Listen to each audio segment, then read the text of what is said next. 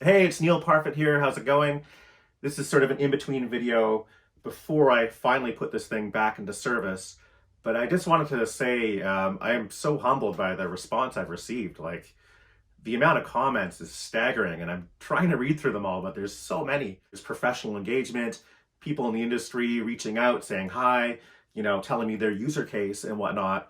And then you have people who are mad that I bought it, which also leads me to the diversity of these comments. They're they're all over the place, and I mean, I expected the haters are gonna hate, but it's kind of insane. I am grateful that you could build a PC that would cost 5 grand that would smoke this.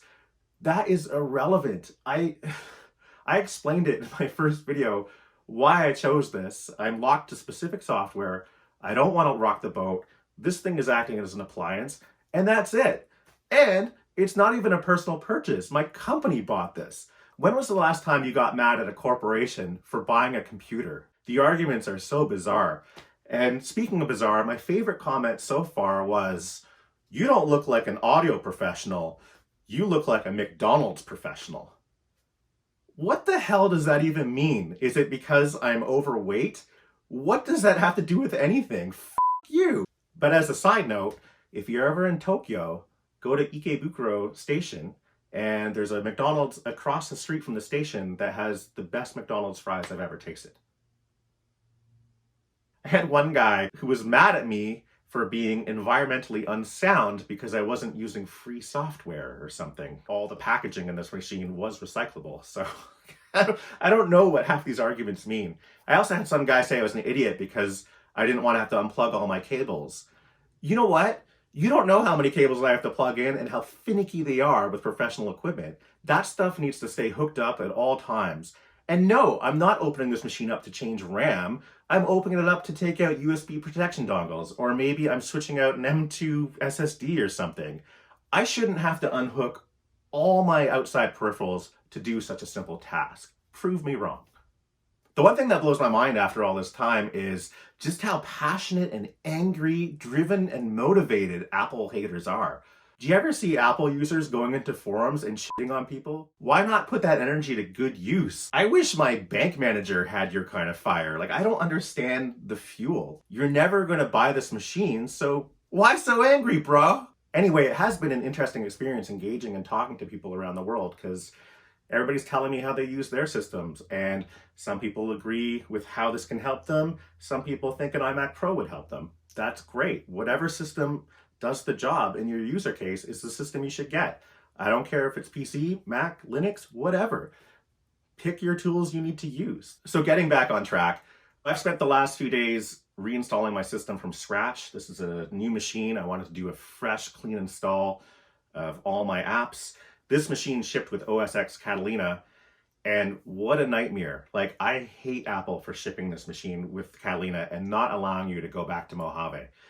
I'm sure there may have been a hardware thing, but I'm pretty sure back in June, the initial machines they showed had Mojave on it.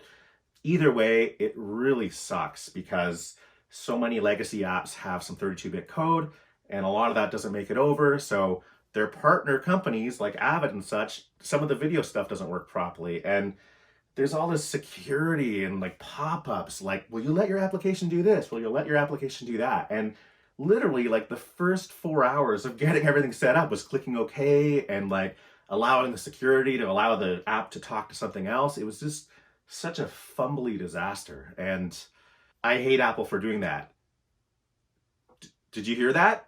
I'm an Apple user, and I hate Apple for doing that. Anyway, I'm just about ready to get this machine back into the rack and back into service. And in another video, I'll show you my specific workflow.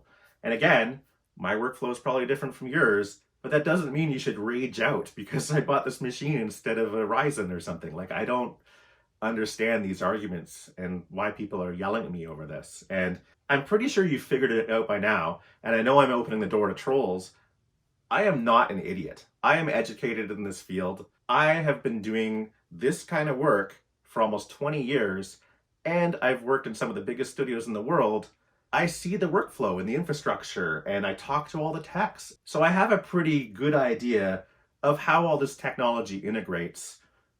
in the real world of post-production sound. I know the requirements of my deliverables and my workflow and my timelines, all these little logistical things that you wouldn't know unless you were in my exact shoes. So why are you arguing with me about this stuff? I am happy if you can do your job on a machine that costs a lot less than this. Awesome. But I made a choice and here we are. I'm sorry. I'm apologizing to people I don't know on the internet for spending my company's money on corporate tools I need to do my job to make money?